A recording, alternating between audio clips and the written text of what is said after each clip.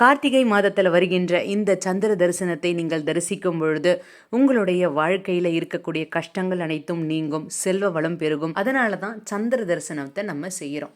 சரி, இது அமாவாசை முடிந்து வரக்கூடிய 3வது நாளில் வரக்கூடிய வளர்பிறையை தான் நம்ம சந்திர தரிசனம் 3ஆம் பிறை தரிசனம்னு சொல்கிறோம்.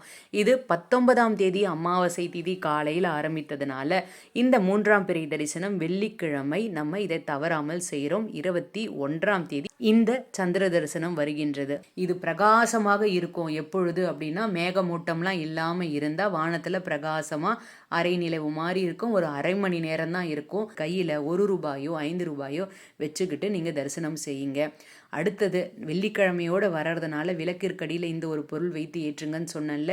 ஒரு தாம்பூல தட்டு எடுத்துக்கோங்க, பச்சரிசி அதில் போட்டுக்கோங்க. அந்த பச்சரிசிக்கு மேலே அகல் தீபம் வைத்து அதில் பசுநெய் ஊற்றி பஞ்சுத்திரி போட்டு கையில் இந்த தட்டை வைத்து சந்திர பகவானை பார்த்து யாசகம் கேட்பது போல நம்ம கையேந்தி சந்திர பகவானிடம் கேட்கணும்.